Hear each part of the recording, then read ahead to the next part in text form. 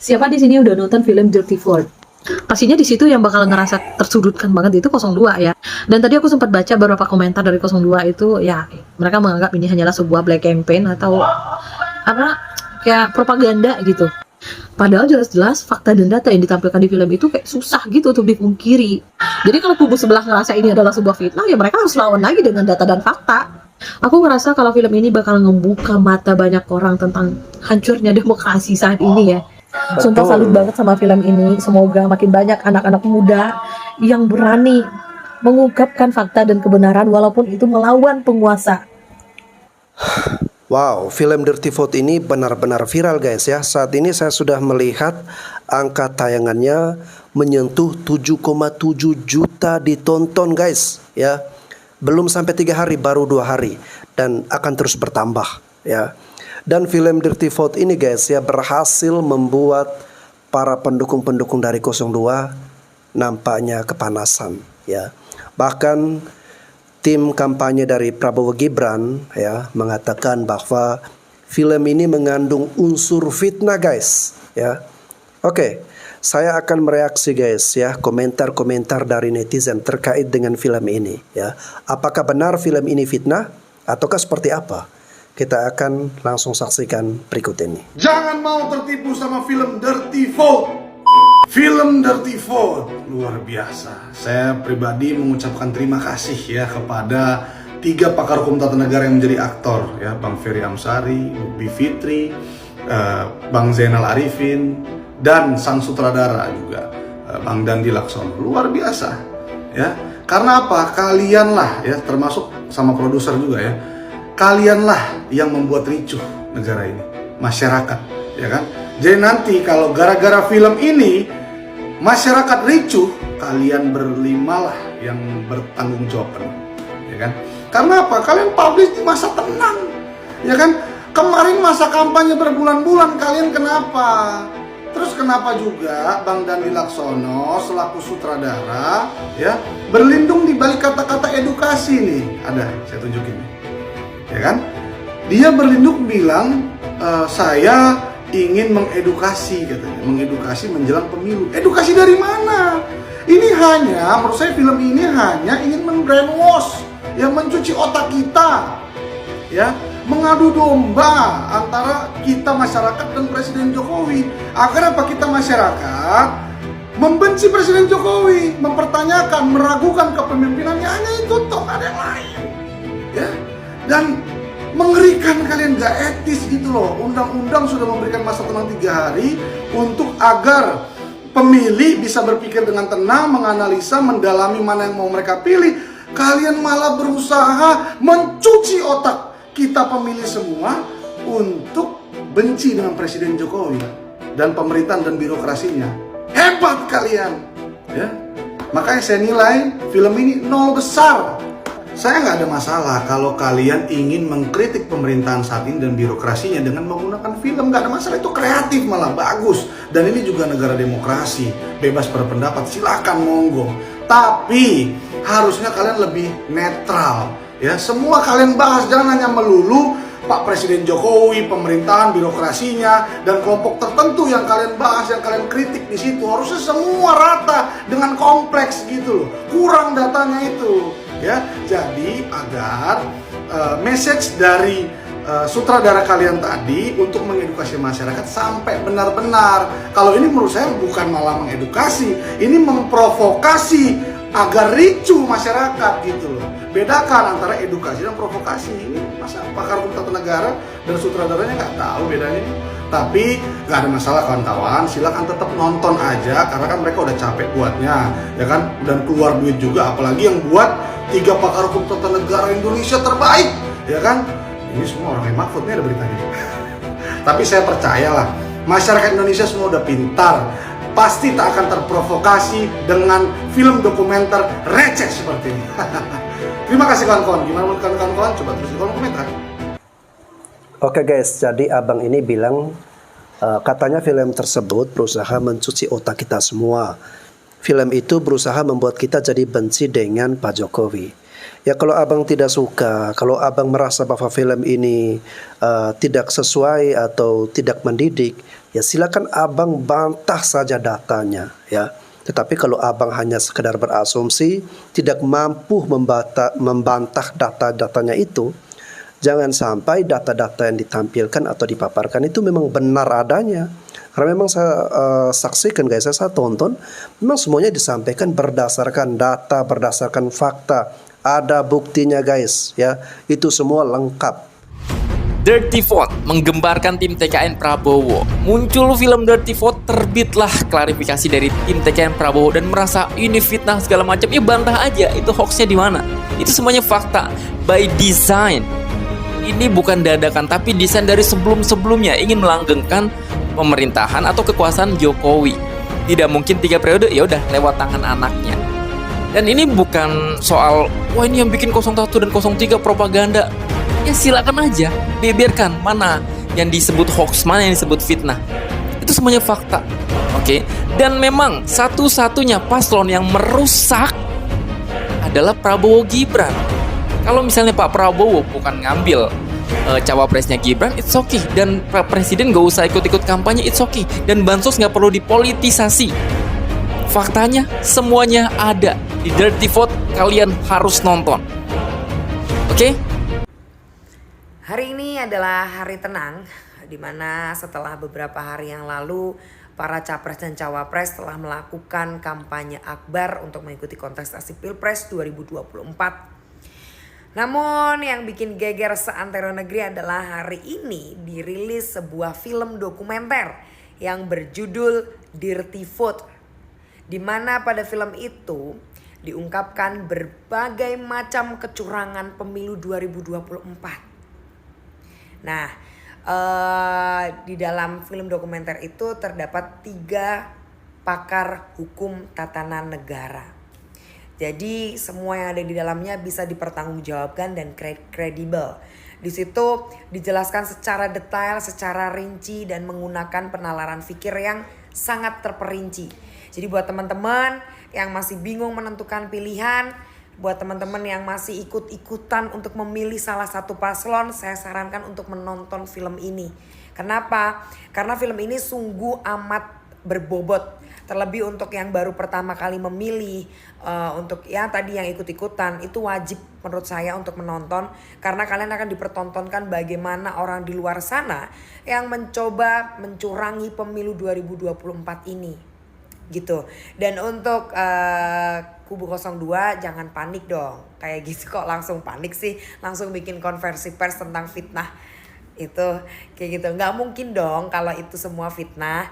Di situ ada 3 hukum tata negara loh yang berbicara, dan itu sudah sesuai ahli di bidangnya, ibaratnya seperti itu. Jangan panik kayak gitu. Jadi terlihat kan kalau memang kalian melakukannya. Ini buat teman-teman pesannya cuma satu, tonton. Kalaupun itu ya memang membutuhkan waktu cukup lama ya, selama 2 jam, kurang lebih 2 jam. Tapi itu masih bisa kok teman-teman sembari makan, sembari mengerjakan tugas mungkin. Mungkin juga apa ya, cemilan juga bisa sih sambil nyemil. Dan untuk itu bisa dinikmatin karena itu sangat ringan untuk diterima untuk semua kalangan. Jadi jangan pernah menggadaikan atau memilih pemimpin hanya karena ikut-ikutan atau kalian tidak mengetahui dulu rekam jejaknya. Karena apa? Indonesia terlalu berharga untuk hanya diserahkan kepada seseorang yang haus akan jabatan dan kekuasaan, sehingga rela melakukan apapun sampai menuju tujuan yang mereka inginkan. Soal beredarnya apa yang disebut film judulnya Dirty Vote ya. Sejak kemarin ringkasannya beredar, tapi baru tadi jam 11-an ada versi utuh, kita bisa tonton dan lihat ya. TKN menanggapi sebagai berikut bahwa di negara demokrasi semua orang memang bebas menyampaikan pendapat. Namun perlu kami sampaikan bahwa sebagian besar yang disampaikan dalam film tersebut adalah sesuatu yang bernada fitnah narasi kebencian yang sangat asumtif dan sangat tidak ilmiah. Ya. Saya mempertanyakan kapasitas tokoh-tokoh yang ada di film tersebut, di rekaman tersebut, ya. Dan saya kok merasa sepertinya ada tendensi, ya, keinginan untuk mensabotase pemilu. Bukan mensabotase lah, ingin mendegradasi lah, ya, pemilu ini, ya, dengan narasi yang sangat tidak berdasar. Rakyat, ya, pasti sangat paham bahwa tokoh yang paling banyak disebut dalam film itu Presiden Joko Widodo, ya, sangat berkomitmen menegakkan demokrasi. Rakyat juga tahu bahwa pihak mana yang sebenarnya melakukan kecurangan dan pihak mana yang memang mendapatkan keuntungan dengan yang mendapatkan dukungan sebagian besar rakyat karena program dan rekam jejak yang jelas berpihak kepada rakyat. Kalau di film tersebut disampaikan oleh saudara Zainal Arifin Muchtar agar rakyat menjadikan film tersebut sebagai dasar penghukuman, justru kami khawatir rakyat yang akan menghukum mereka, ya, dengan cara rakyat sendiri. Jadi tindakan-tindakan mereka yang menyampaikan informasi yang sangat tidak argumentatif tetapi tendensius untuk menyudutkan pihak tertentu berseberangan dengan apa yang menjadi sikap sebagian besar rakyat. Intinya, ya, kami menyarankan kepada rakyat untuk tetap tenang, tidak terhasut serta tidak terprovokasi oleh narasi kebohongan dalam film tersebut, serta tidak melakukan pelanggaran hukum. Kita harus pastikan pemilu 2024 berlangsung damai, luber, dan jurdil. Oke guys ya, jadi dari pendukung-pendukung Prabowo Gibran, lalu kemudian TKN, mereka menuding bahwa film Dirty Vote itu sebagai film yang mengandung unsur fitnah, ya. Film tersebut katanya film yang mengandung unsur provokasi juga, film yang menghasut atau mengadu domba masyarakat kita, ya. Padahal, ya, kalau kita saksikan pernyataan-pernyataan mereka sendiri tidak mampu untuk membantah fakta-fakta atau data-data dalam film tersebut, ya. Cuma bahasa-bahasa asumsi dan bahasa-bahasa emosi yang mereka keluarkan, ya. Itu artinya semua data, fakta yang disajikan dalam film tersebut itu merupakan fakta-fakta yang diambil dari potongan-potongan digital, guys, ya, yang tersebar, ya, lalu kemudian disatukan menjadi sebuah pasal yang utuh. Oke, kita akan saksikan lagi komentar dari netizen yang lain berikut ini. Sama halnya dengan Dirty Vote yang lagi rame diomongin. Video pendek ini juga hanya akan menyajikan informasi yang mungkin bikin sebagian kalian setuju, sebagian enggak. Kalaupun di antara kalian ada yang nggak setuju, saya cuma pesan satu hal. Untuk menjaga kewarasan dan akal sehat, ada baiknya ketidaksetujuan kalian itu diikuti dengan fakta dan data tandingan. Sehingga saya bisa cross-check apa yang kalian sajikan dan demokrasi kita berjalan dengan sehat. Jadi bukan terus ngatain, ini mah yang bikin film dari kubu paslon lain. Kenapa tayangnya pas masa tenang? Ini mah black campaign, kerja kelompok, dan seterusnya. Lah bukannya dari kemarin udah dikasih waktu banyak ya buat nyampein program, gagasan, ngobrol sama masyarakat. Tapi yang ada, tiap ditanya malah ngeles mulu. Begitu ada pihak yang sibuk ngumpulin fakta dan sekarang disajikan, kenapa kepanasan? Kalau memang dirasa ada data yang hoax atau disembunyikan dari film tersebut, ya ayo tunjukin, biar publik juga tahu. Ayolah berargumen secara sehat berdasarkan ilmu pengetahuan. Bukan dengan beberapa jam bikin preskon untuk ngebahas siapa orang-orang di balik film tersebut. Tindakan seperti ini tuh justru makin menunjukkan kalau seseorang penuh dengan manipulasi. Karena salah satu ciri manipulatif atau NPD adalah mereka selalu bereaksi dengan cepat terhadap sebuah informasi. Kenapa begitu? Karena orang manipulatif itu kurang bisa memanage perasaan negatif, sehingga mereka merasa harus memaksa pemikirannya keluar dan memproyeksikan kepada orang-orang yang ditargetkan, supaya strateginya nggak berantakan. Itu juga alasan kenapa orang-orang manipulatif itu selalu berada dalam survival mode. This is science. Saya jadi teringat dengan salah satu idiom ketika selesai nonton Dirty Vote. Bunyinya begini, there's no such thing as a free lunch. Nggak ada makan siang yang benar-benar gratis. Ini bukan saya yang ngomong ya, tapi udah ada sejak tahun 1800-an dan dipopulerkan sama Milton Friedman, salah satu peraih Nobel di bidang ekonomi, tahun 1976. Maksud dari idiom ini adalah bahwa hal-hal yang nampak gratis selalu punya biaya yang harus dibayar oleh seseorang di belakangnya. Dan ingat, bahwa bayaran itu nggak harus tentang uang, tapi bisa saja berupa ketundukan dan ketidakberdayaan. Bukankah begitu, wahai kalian yang sering ngerasa gak berdaya dalam hubungan karena selama ini disuplai terus-terusan? Dan siapa yang paling sering menggaungkan sesuatu yang gratis untuk ditawarkan? Anyway, kalian sering dengarkan ada pihak yang ngomong, jangan pilih dia cuman bisa omon-omon, cuman bisa berkata-kata, gak bisa kerja. Pertanyaan saya satu, kalau emang kata-kata gak ada artinya, lantas bagaimana dengan seseorang yang bekerja mengubah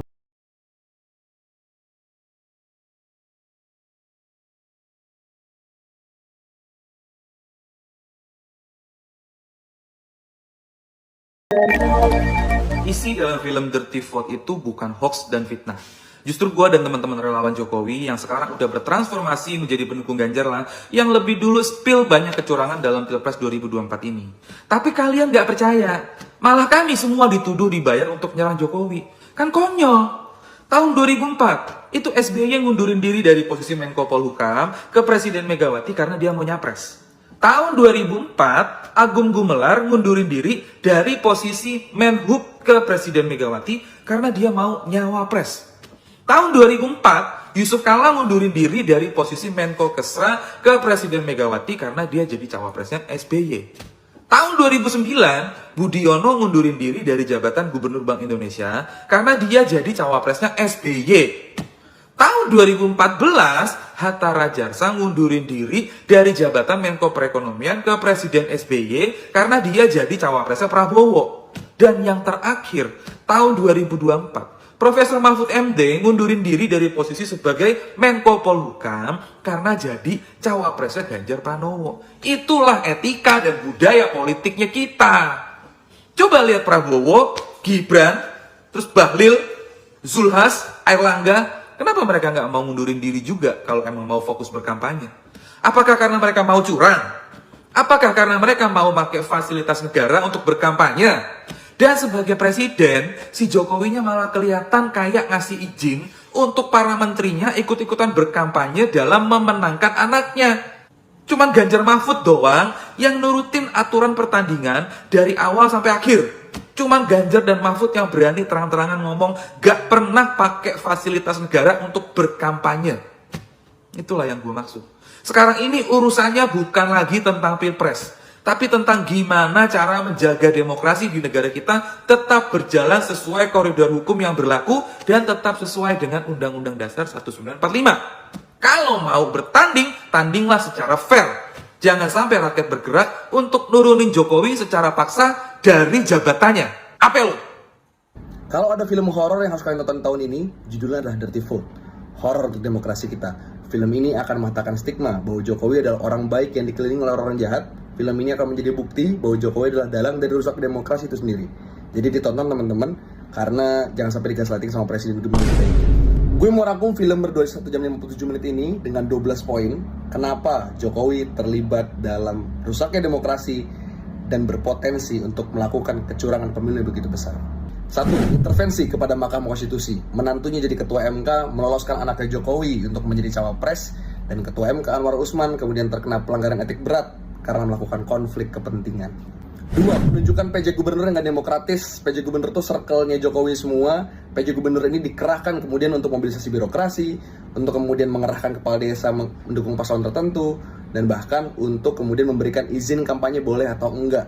3. Pengerahan kepala desa untuk memenangkan paslon tertentu. Digunakan kepala desa ini untuk kemudian menyalahgunakan anggaran desa, menyalahgunakan data pemilih, menyalahgunakan kemudian wewenang bansos. Dan dijanjikanlah kades-kades ini kenaikan anggaran dan juga perpanjangan masa jabatan. Pemekaran provinsi begitu politis. Pemekaran Papua dari 2 menjadi 6 begitu politis seakan memenuhi hasrat Jokowi untuk memenangkan Prabowo Gibran 1 putaran. Karena syarat 1 putaran itu bukan hanya 50% plus 1, tapi menang 20 provinsi dari seluruh provinsi di Indonesia. Dan Papua akan jadi basis Jokowi, Prabowo, dan Gibran. 5. Fasilitas negara digunakan untuk berkampanye. Ibu Iriana angka 2 di RI 1, Kemhan ikut ngepost Prabowo Gibran, Forum-forum kementerian dipakai buat promosiin Prabowo Gibran. Terlalu banyak fasilitas negara yang digunakan untuk berkampanye, even oleh Jokowi sendiri. 6. Politisasi bansos, di mana anggaran bansos tahun ini jauh lebih besar daripada zaman pandemi bahkan. Dan bansos diklaim sebagai hadiah baik hati Jokowi. Dan kemudian diklaim oleh paslon 02, kalau pengen bansos lanjut, pilih anaknya Jokowi, yaitu Gibran. Jelas-jelas ini adalah pembodohan. Dan juga politisasi bansos sebagai haknya rakyat. 7. Presiden tidak netral, konflik of interest, anaknya maju jadi cawapres 02, presiden bilang boleh berkampanye di lapangan udara milik negara, belakangnya adalah jenderal-jenderal, di sampingnya ada capres 02, Prabowo Subianto. Nggak netral, nggak adil. 8. Menteri-menteri berkampanye seperti Erick Thohir, Bahlil yang kita tahu sebenarnya nggak boleh berkampanye karena nggak terdaftar dalam KPU dan nggak berpartai, tapi mereka terang-terangan memberikan dukungan ke Prabowo Gibran, bahkan tidak segan memberikan bantuan dana untuk pemenangan Prabowo Gibran. Ke-9, dinaikannya gaji ASN. Ke-10, dinaikannya anggaran pensiun untuk pensiunan ASN. Jelas-jelas ini gunanya adalah untuk mencuri hatinya ASN, dan dengan mudah Jokowi ingin memobilisasi birokrasi untuk memenangkan Prabowo Gibran. Lagi-lagi, fasilitas negara digunakan. 11, pengerahan TNI Polri untuk mendukung paslon 02, diintimidasi kades-kades untuk mendukung Prabowo Gibran, diintimidasi guru-guru besar untuk memberikan testimoni baik kepada Jokowi, dan juga diintimidasi berbagai pendukung di lapangan termasuk seringnya penurunan baliho. 12. Bawaslu-nya tidak tegas untuk mengawasi, ketua KPU-nya kena pelanggaran etik karena meloloskan Gibran. Dan 2 nama pimpinan KPU Bawaslu juga katanya disetting dari awal oleh Jokowi supaya mudah untuk diintervensi dan mudah untuk dikontrol. Dan masih banyak lagi sebetulnya. Kalian bisa tonton sendiri di YouTube PSHK Indonesia, judulnya Dirty Vote. Gimana? Horor kan buat demokrasi kita? Kita ini udah kayak berasa lagi mau orde baru, teman-teman. Mengutip kata Mbak Bibit dalam closing statement film ini, untuk menyusun dan menjalankan skenario kotor ini tidak diperlukan kepintaran dan kecerdasan. Yang diperlukan cuma 2, mental culas dan tahan malu. Itulah Presiden Jokowi, Prabowo Gibran beserta jajarannya. Vote wisely teman-teman di tanggal 14 Februari 2024 besok, karena salah pilih akan susah pulih. Jangan ada yang nonton film Dirty Vote. Itu film fitnah, isinya PKS sama PDIP. Itu film isinya tuh cuma pengen menjatuhkan Pak Prabowo doang. Jangan ada yang nonton. Itu kira-kira kalau gue cosplay jadi pendukung 02 ya, begitu ya? Nggak. Maksud gue gini guys, Dirty Vote aja itu udah tertulis jelas karya Dandi Laksono. Silahkan dicari di Google, Dandi Laksono. Dandi Laksono itu jurnalis, sutradara, produser film, bukan kader PKS, apalagi kader PDIP. Ya bukan. Tapi bang, isinya kok narasumber PKS sama PDIP terus? Orang tolol sebelah mana yang ingin menjadikan tukang copet menjadi narasumber di seminar anti copet menyopet? Orang tolol sebelah mana?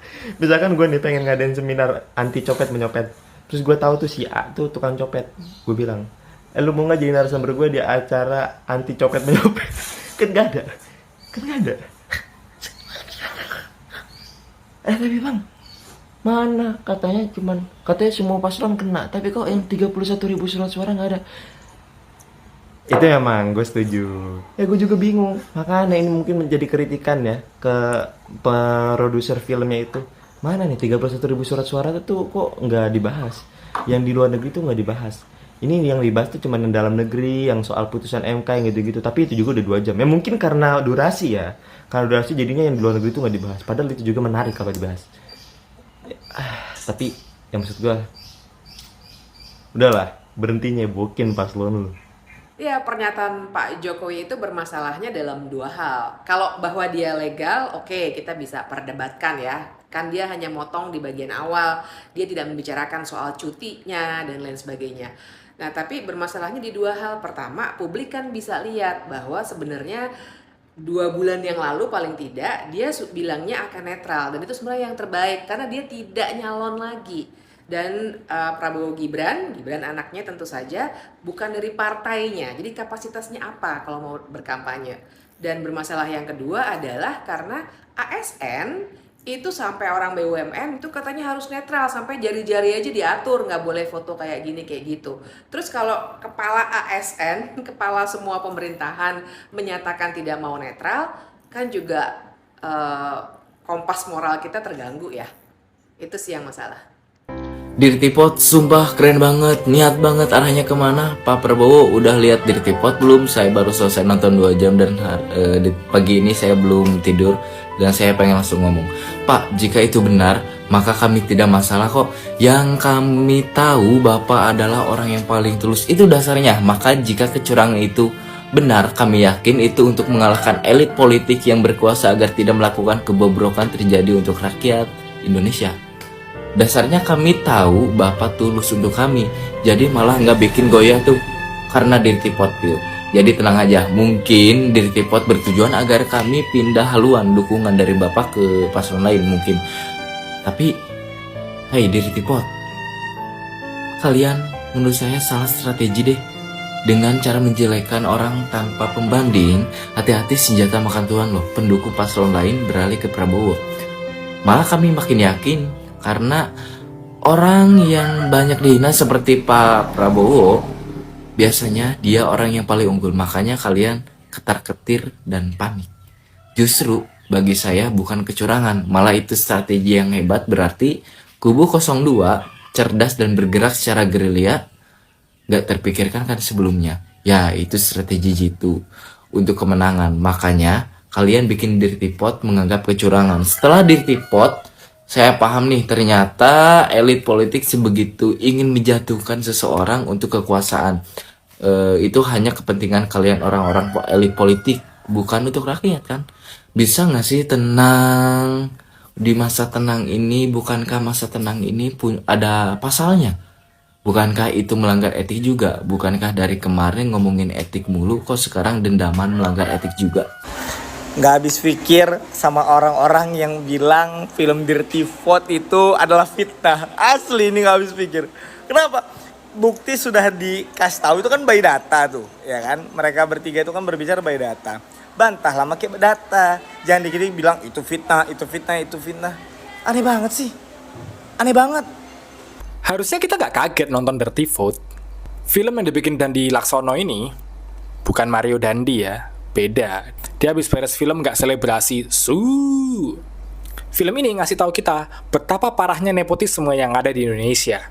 Film ini nunjukin betapa powerfulnya satu keluarga dalam tatanan pemerintahan Indonesia. Dalam bukunya yang judulnya Indonesia Etc., Elizabeth Pisani udah pernah bahas hal ini.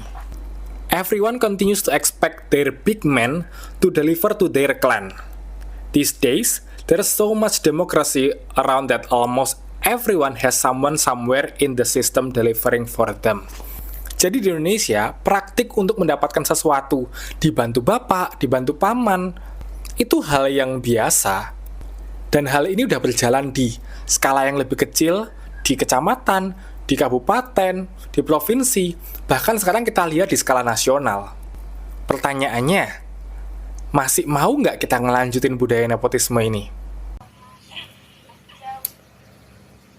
Setelah adanya film Dirty Vote, saya berubah pikiran. Saya yang awalnya mau mencoblos Prabowo, saya berubah pikiran. Tanggal 14, saya akan coblos Gibran. Dirty Vote.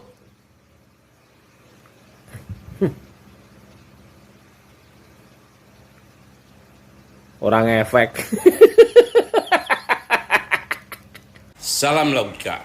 Ini menurut gue ya, bagi mereka yang keberatan dan tidak suka ditayangkannya film Dirty Vote karena menurut kalian merugikan kalian. Udah gitu, daripada kalian capek-capek bikin klarifikasi sana-sini, bikin jumpa pers berkali-kali, kalian baiknya laporkan saja film itu kalau memang mengandung fitnahan dan melanggar hukum. Bukankah kalian sudah biasa melaporkan orang-orang yang bertentangan dengan kalian? Gitu aja kok repot. Jangan nonton film Dirty Vote, isinya tuh fitnah semua. Yang bikin orang PDI dan PKS, anak-anaknya Mahfud juga tuh. Dan itu biar nggak bisa satu putaran aja, udah kayak gitu aja. Itu kira-kira kalau misalkan gua jadi mereka. Coba deh kalau misalkan mereka itu nonton dari awal sampai akhir, isinya itu benar-benar mereka cermati, dan jika isinya fitnah silahkan dibantah gitu, asal by data, bukan dikit-dikit fitnah, dikit-dikit fitnah. Apa yang jadi fitnahnya yang mana? Coba dijelaskan seperti itu, biar debat itu tetap menggunakan rasional gitu guys. Kalian gimana guys? Setelah saya menyaksikan film dokumenter Dirty Food, saya jadi ingat kata-kata Imam Syafi'i radhiyallahu taala anhu. Beliau mengatakan, ketika kamu menyampaikan kebenaran, maka akan mendapatkan dua reaksi yang berbeda. Orang cerdas akan merenung, orang bodoh akan tersinggung. Sorry ya. Saya mau terlibat dalam film ini karena banyak orang yang akan makin paham bahwa memang telah terjadi kecurangan yang luar biasa, sehingga pemilu ini tidak bisa dianggap baik-baik saja. Jika Anda nonton film ini, tolong jadikan film ini sebagai landasan untuk Anda melakukan penghukuman. Film ini dianggap akan mampu mendidik publik betapa curangnya pemilu kita dan bagaimana politisi telah mempermainkan publik pemilih hanya untuk memenangkan kepentingan mereka. Kecurangan ini jangan didiamkan atas nama kelancaran pemilu. Film ini adalah monumen, tagihan, monumen yang akan kita ingat bahwa kita punya peranan besar melahirkan orang yang bernama Jokowi. Oke guys ya, itu tadi saya merangkum berbagai sudut pandang komentar dari netizen ya. Ada yang pro dan ada sedikit yang tadi kontra ya. Yang kontra saya dapat memastikan bahwa itu merupakan pendukung ataupun simpatisan dari Pak Prabowo dan Mas Gibran ya. Andaikan mereka mau membuka sedikit pikiran mereka ya, dan mau menerima data, kenyataan, fakta yang ada ya, serta bisa atau mampu berpandangan secara objektif, mereka bisa memahami dan menerima bahwa memang dalam Pilpres di tahun 2024 ini ya, ada beberapa atau banyak sekali pelanggaran-pelanggaran dan kecurangan-kecurangan yang semuanya itu disatukan dalam film Dirty Vote ini yang berdurasi hampir 2 jam guys ya. Dan semoga ini menjadi pembelajaran politik bagi kita semua agar ke depan semoga demokrasi Indonesia lebih baik ya, semoga politik di Indonesia ini bisa lebih baik lagi ya. Dan guys, besok saatnya kita akan menentukan ya siapa yang akan menjadi presiden dan juga wakil presiden Republik Indonesia ya. Mari kita sama-sama menuju TPS ya, kita gunakan hak suara kita memilih pemimpin yang terbaik. Saya Bastian Sebo, sampai jumpa lagi dan semoga besok bisa mendapatkan kabar gembira.